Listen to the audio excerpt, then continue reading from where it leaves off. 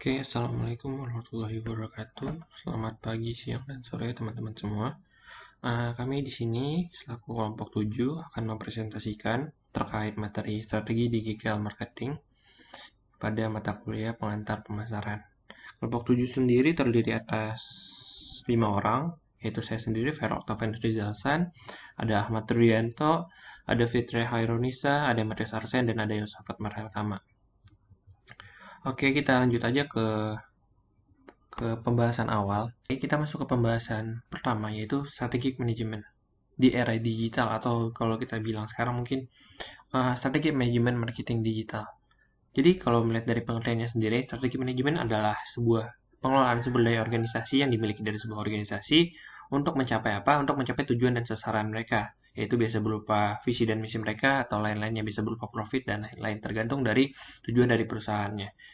Nah, lalu jika kita turunkan lagi, manajemen strategi ini terdiri dari berbagai macam hal. Yang pertama yaitu dimulai dari penetapan tujuan, lalu menganalisis lingkungan yang kompetitif dari perusahaan, menganalisis organisasi yang ada di dalam internal perusahaan maupun di eksternal perusahaan, baik lingkungannya, lalu melakukan evaluasi terhadap strategi-strategi yang sudah dilakukan, dan memastikan bahwa di setiap divisi atau dari top level manajemen hingga low level manajemen mampu melaksanakan strategi yang sudah dibuat dan di seluruh bagian dari organisasi.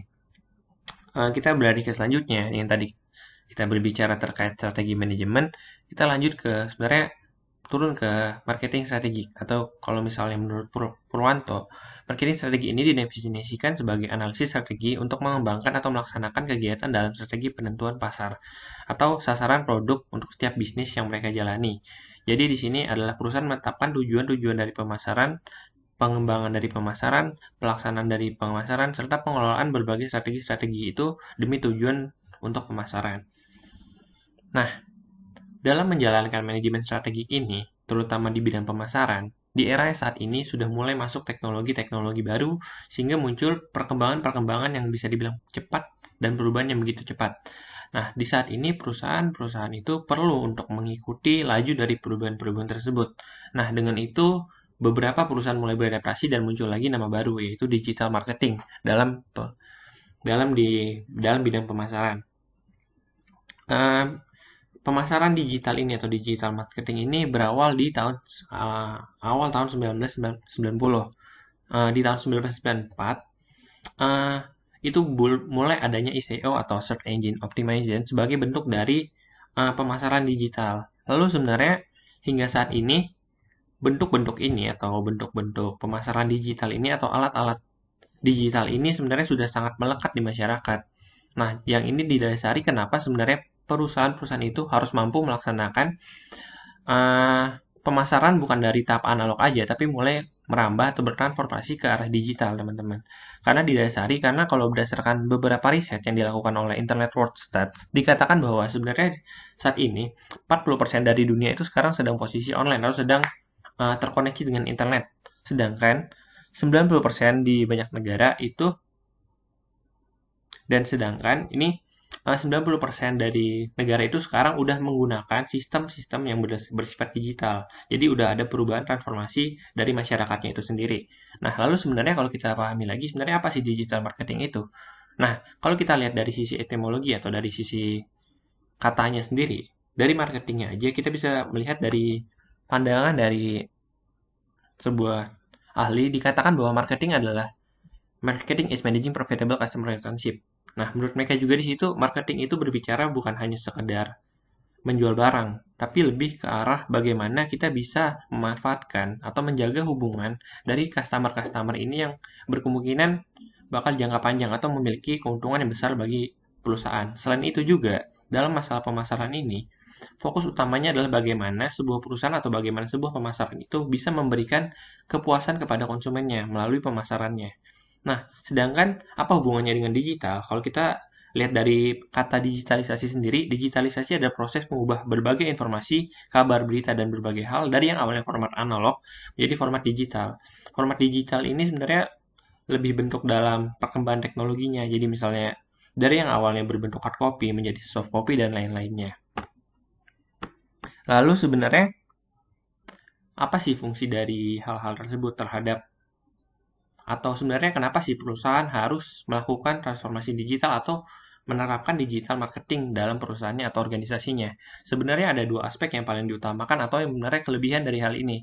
Pertama adalah digital marketing ini nggak harus dilakukan oleh semua perusahaan, tapi perusahaan bisa melihat apakah yang sudah mereka lalui atau yang mereka sudah laksanakan itu dengan diubah menjadi digital marketing yang awalnya menjadi marketing biasa atau analog marketing yang masih konvensional, apakah jika dia ubah menjadi digital marketing itu akan menjadikan adanya penurunan biaya dan peningkatan proses operasional. Sehingga di sini sebenarnya tujuan utama dari digital marketing adalah untuk bisa menurunkan proses dari biaya-biaya yang dikeluarkan. Sebagai contoh, sebuah perusahaan yang awalnya memproduksi banyak bentuk hard copy dengan adanya media sosial ataupun banyak search engine dan lain-lain, mereka bakal mudah mempublikasikan ataupun approach banyak orang dibandingkan menggunakan metode sebelumnya.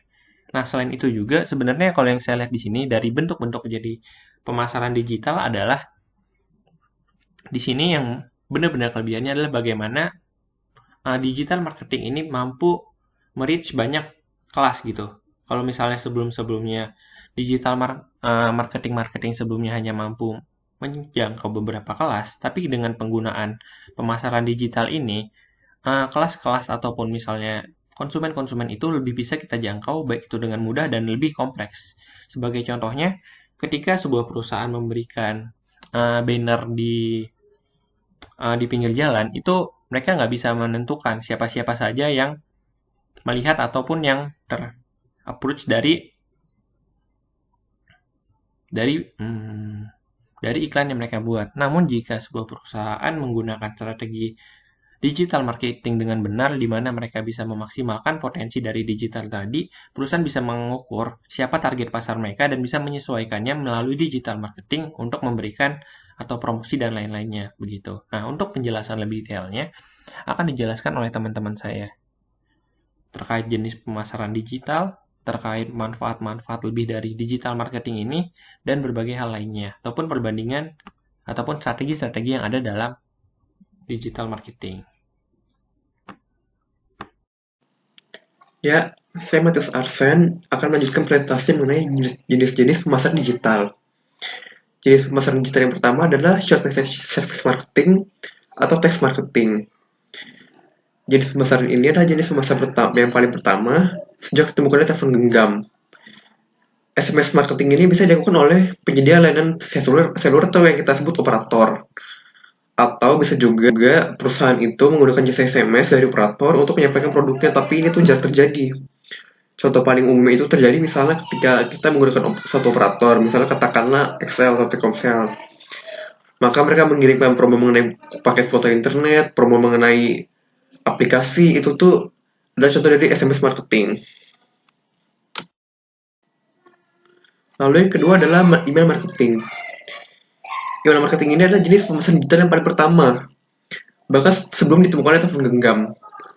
Email marketing ini mulai digunakan sejak komputer itu mulai banyak digunakan oleh orang-orang.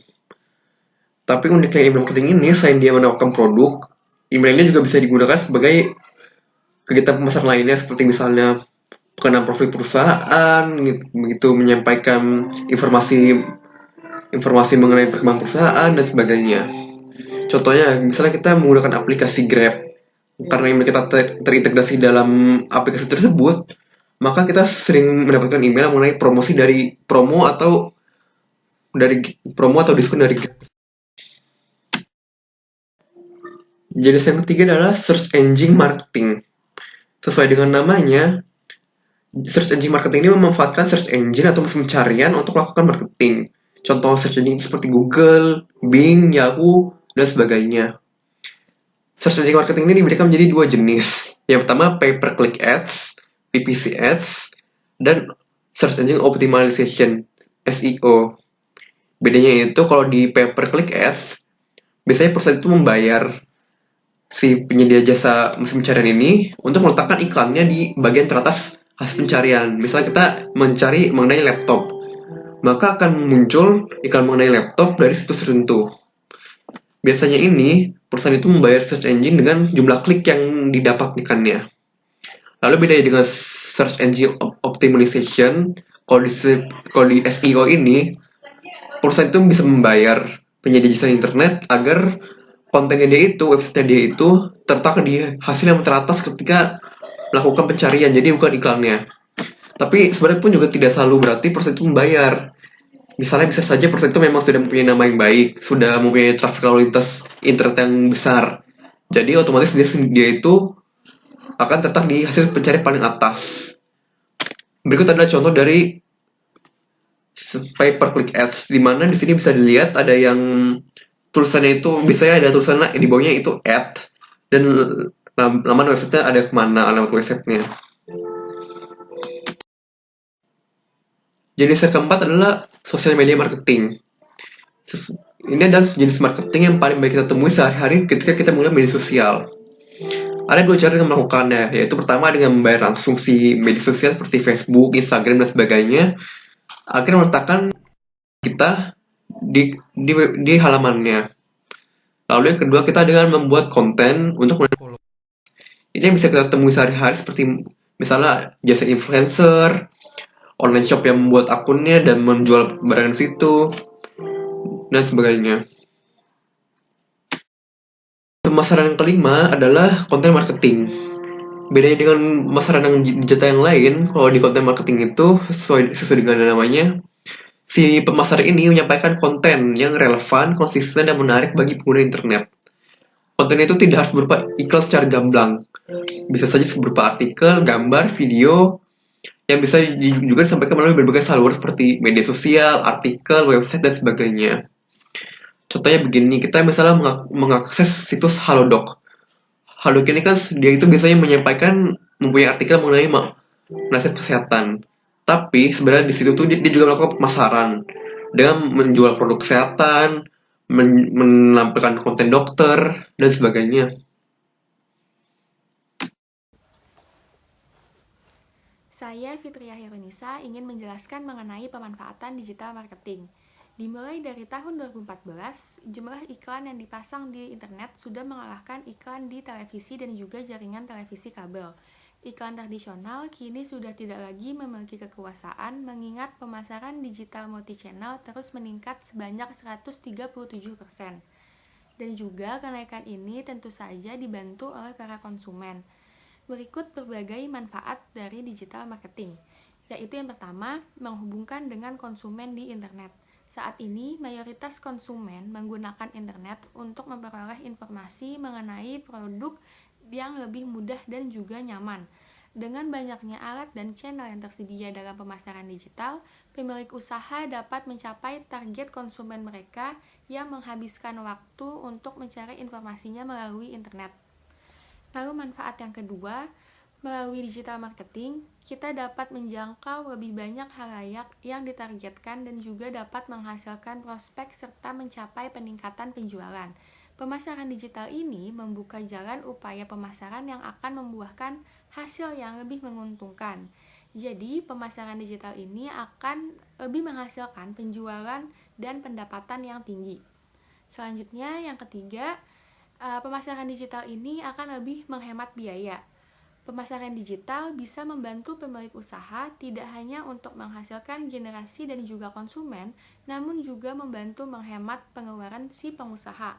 Manfaat digital marketing yang paling bisa dirasakan adalah dapat dilakukan dengan harga yang terjangkau dan juga sangat ekonomis. Dengan melakukan promosi lewat digital marketing, akan dapat menghemat biaya yang sangat besar jika dibandingkan dengan marketing konvensional. Manfaat pertama ialah perusahaan bisa menghemat biaya untuk promosi. Menggunakan media internet sebagai alat promosi memang merupakan cara yang paling terjangkau jika dibandingkan menggunakan cara manual seperti membagikan poster, pamflet, dan sejenisnya. Selanjutnya, manfaat yang keempat yaitu mengaktifkan layanan pelanggan real-time. Pemasaran digital menawarkan adanya mekanisme respon konsumen atau pelanggan yang real-time. Keuntungan dari channel pelayanan yang disediakan oleh pemasaran digital diantaranya adalah menghasilkan pendapatan yang jauh lebih besar, mempertahankan pelanggan, dan memberikan kepuasan layanan terhadap konsumen. Selanjutnya, pemasaran digital ini dapat menjangkau pengguna mobile atau smartphone. Teknologi mobile juga mempengaruhi perilaku pembelian konsumen tersebut. Data menunjukkan bahwa 91% penduduk di Amerika Serikat selalu menggunakan perangkat mobile mereka setiap saat. Selain itu, menggunakan digital marketing ini, perusahaan dapat menjangkau pasar yang jauh lebih luas. Dengan demikian, maka usaha yang sedang dijalankan juga bisa mengenalkan produk ke semua wilayah. Manfaat yang keenam yaitu menjaga posisi perusahaan terhadap pesaing. Banyak usaha saat ini saling bersaing dengan melakukan campaign digital marketing. Pengusaha menggunakan bermacam-macam channel mereka termasuk display, PPC, dan juga penggunaan media sosial. Tidak hanya membuat posisi perusahaan sejajar dengan pesaing, namun digital marketing juga memungkinkan untuk bersaing head-to-head dengan perusahaan yang lainnya. Selanjutnya terakhir yang ketujuh yaitu persiapan untuk Internet of Things. Pada tahun ini, tahun 2020 diperkirakan adanya 26 miliar gadget, smartphone, tablet, jam tangan, kacamata, sepatu, dan peralatan lainnya yang akan saling terhubung dengan ekosistem online secara global yang akan membentuk dunia Internet of Things. Selanjutnya adalah strategi pemasaran digital atau digital marketing. Seorang digital marketer atau orang yang melakukan pemasaran digital harus memiliki rencana yang jelas tentang setiap kampanye digital marketing yang akan dilakukannya. Rencana tersebut haruslah disesuaikan dengan tujuan yang hendak dicapai, agar perusahaan memiliki rencana pemasaran dengan strategi yang tepat dan dapat memajukan kas yang baik bagi perusahaan.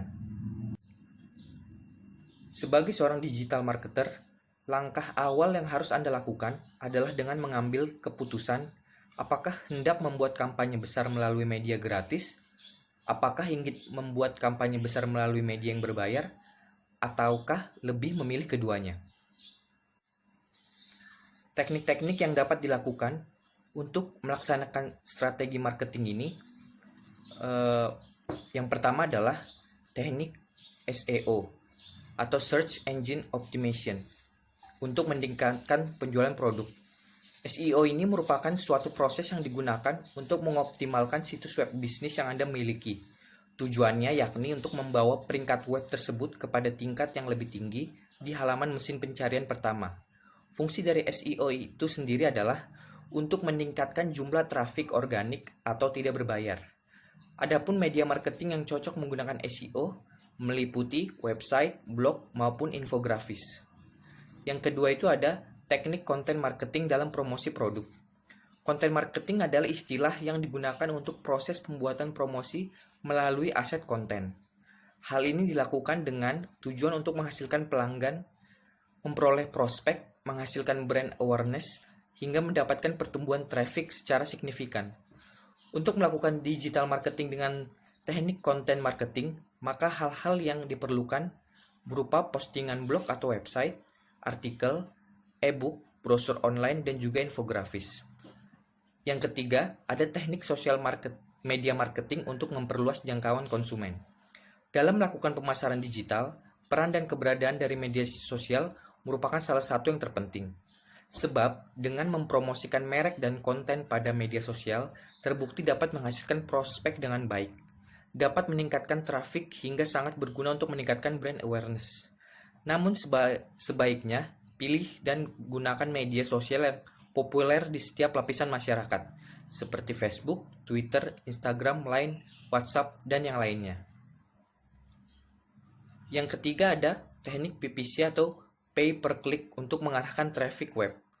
Pada umumnya, PPC merupakan teknik sekaligus metode yang digunakan untuk mengarahkan traffic web bisnis yang Anda miliki, yakni dengan membayar setiap klik atau PPC yang dilakukan oleh pengunjung website tersebut. Selain itu, PPC juga berguna untuk meningkatkan website Anda di urutan pertama atau teratas dalam mesin pencarian Google. Tak hanya di Google saja, teknik PPC juga bisa Anda terapkan pada media tweet promosi, Twitter, pesan sponsor LinkedIn, dan juga Facebook Ads. Selanjutnya ada teknik affiliate marketing atau pemasaran produk melalui situs website. Affiliate marketing sebenarnya sama halnya dengan sejenis iklan, di mana Anda dapat melakukan promosi atau penawaran atau layanan kepada orang melalui situs website yang dimiliki. Ada beberapa aplikasi affiliate yang dapat digunakan.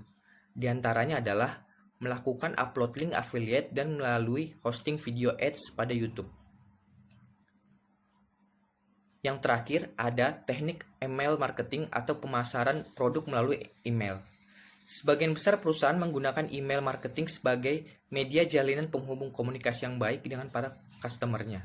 Tak hanya itu saja, email marketing juga dapat digunakan untuk mempromosikan potongan harga, mempromosikan sebuah acara, hingga melakukan update konten. Pemakaian teknik email marketing lebih diarahkan bagi para calon customer yang mengunjungi website Anda, yang mana ada beberapa tipe email yang dapat digunakan untuk melakukan kampanye email marketing, yakni meliputi email berisi sapaan untuk customer, email pengikut bulletin blog, email yang berisikan promosi liburan untuk program pendapatan member, email yang berisi sebagai tindakan menindaklanjuti email kiriman pengunjung website yang telah mengunduh atau mendownload sesuatu, email berisi untuk pengasuhan konsumen, dan lain sebagainya.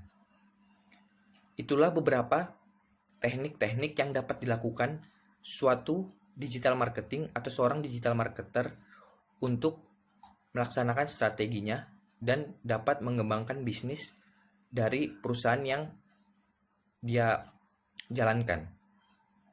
Terima kasih. Baik, halo semua, saya Ahmad Rudianto. Saya akan melanjutkan presentasi yaitu mengenai hal yang harus diperhatikan dalam digital marketing. Yang pertama yaitu target pasar. Nah, target pasar menjadi salah satu poin penting dalam digital marketing. Hal ini karena pasar merupakan komponen utama selain produk dalam bisnis yang dijalankan oleh perusahaan. Nah, jika perusahaan menargetkan customer adalah para milenial yang akrab dengan internet dan teknologi, mungkin cara ini adalah sesuai jika perusahaan menggunakan digital marketing dalam memasarkan produknya. Nah, yang kedua yaitu brand awareness. Nah, jika perusahaan melakukan digital marketing dalam memasarkan produknya, maka perusahaan dapat menciptakan brand awareness dengan ruang lingkup yang sangat luas. Nah, pengguna media sosial yang banyak dan terus meningkat itu tentu menjadi lahan terutama bagi perusahaan untuk melancarkan strategi pemasarannya secara target. Nah, dalam praktiknya media sosial bukan hanya digunakan untuk iklan, tapi juga agar dapat berinteraksi secara langsung dengan konsumen, sehingga konsumen bukan hanya mengenal brand perusahaan dengan baik, tetapi juga dapat membantu konsumen untuk meningkatkan rasa percaya konsumen pada brand perusahaan tersebut. Nah, yang ketiga yaitu channel yang digunakan. Nah, jika customer dari perusahaan telah ditentukan, maka perusahaan harus memilih channel yang akan digunakan dalam meraih atensi perusahaan dengan maksimal.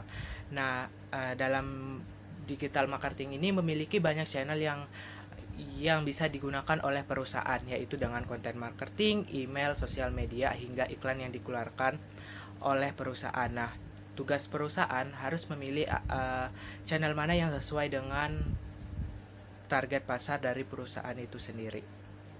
Baik, yang keempat yaitu ada big data. Nah, big data ini sangat diperlukan oleh perusahaan untuk menjawab pertanyaan-pertanyaan yang tidak diketahui oleh perusahaan. Seperti pertanyaan ada berapa banyak customer yang menginginkan produk perusahaan. Nah, bagian mana dari produk perusahaan yang paling menarik bagi customer, dan hingga pertanyaan seperti apa yang customer harapkan dari produk perusahaan. Nah, big data ini diperlukan karena proses digital marketing ini umumnya berlangsung sangat cepat dengan perubahan-perubahan yang juga sangat dinamis. Dan yang kelima yaitu ada inovasi yang lebih baik. Nah, dalam dunia digital marketing, inovasi itu adalah suatu kewajiban bagi perusahaan, karena inovasi yang dilakukan bukan sekadar inovasi yang lebih baik, tapi yang terpenting itu perusahaan dapat menjadi lebih unik yang menjadikan bisnis tersebut memiliki ciri khas sehingga akan menjadi pembeda dengan pesaing yang lain. Nah, unik dalam hal produk dan jasa ini misalnya yaitu dalam pelayanan ataupun dalam strategi dan iklan yang dilakukan oleh perusahaan. Nah, yang keenam yaitu konten kreatif dan edukatif. Dalam dunia marketing, konten itu merupakan hal yang penting dalam beriklan dan promosi. Nah, konten yang baik akan mampu menarik pelanggan potensial untuk membeli produk dan jasa yang ditawarkan oleh perusahaan. Nah, konten yang kreatif tidak sekadar fokus pada promosi, tetapi juga melakukan edukasi kepada pelanggan. Nah, dengan konten yang kreatif pula, maka promosi yang dilakukan oleh bisnis perusahaan akan terlihat tidak seperti iklan yang malah mengganggu konsumen, tetapi justru menjadi edukasi yang dicari sesuai kebutuhan konsumen. Baik, selanjutnya yaitu perbedaan antara digital marketing dengan tradisional marketing. Nah, kelebihan dari digital marketing yaitu pertama, pemasaran produk lebih personal karena perusahaan dapat menghubungi konsumen secara langsung dalam memasarkan produknya. Yang kedua yaitu dapat menghitung seberapa akurat media yang digunakan oleh perusahaan, karena di dalam digital marketing ini terdapat banyak media yang bisa digunakan oleh perusahaan dalam menawarkan produknya. Yang ketiga yaitu digital marketing menawarkan biaya yang lebih terjangkau daripada tradisional marketing. Nah, kekurangannya dari digital marketing ini yang pertama yaitu target pasar harus orang yang melek dalam teknologi dan aktif di media sosial, sehingga ini target pasar yang ditentukan oleh perusahaan itu tidak bisa secara luas, karena dalam digital marketing ini harus orang-orang yang melek dalam teknologi dan aktif di media sosial. Dan yang kedua yaitu pengguna internet merasa terganggu dengan kemunculan iklan di media sosial, sehingga perusahaan ini harus menciptakan iklan yang unik sehingga itu menjadi daya tarik konsumen dalam melihat produk yang ditawarkan oleh perusahaan. Baik, selanjutnya itu ada kelebihan dari tradisional marketing. Nah, kelebihan yang pertama yaitu cakupan targetnya yang luas dan mudah dipahami customer, karena iklan pada tradisional marketing ini mudah ditemukan oleh setiap orang. Nah, yang kedua itu penjualan door to door atau person to person itu merupakan salah satu cara yang paling efektif dalam tradisional marketing. Nah, yang ketiga itu tradisional marketing menawarkan hal yang nyata kepada pelanggan atau customernya. Nah, kekurangan dari tradisional marketing ini yang pertama yaitu target sasaran yang tidak dapat dituju secara personal, karena target pasar dalam tradisional marketing ini sangat luas. Dan yang kedua hasilnya tidak dapat diukur secara akurat, karena target pasar dari tradisional marketing ini sangat luas sehingga tidak bisa diukur secara akurat. Nah, yang ketiga yaitu ketidakmampuan untuk melakukan interaksi langsung dengan customernya, sehingga pada tradisional marketing ini hanya bisa menggunakan interaksi satu arah, yaitu dari perusahaan kepada customernya. Dan selain itu yang terakhir ada biaya yang dikeluarkan jauh lebih tinggi daripada digital marketing.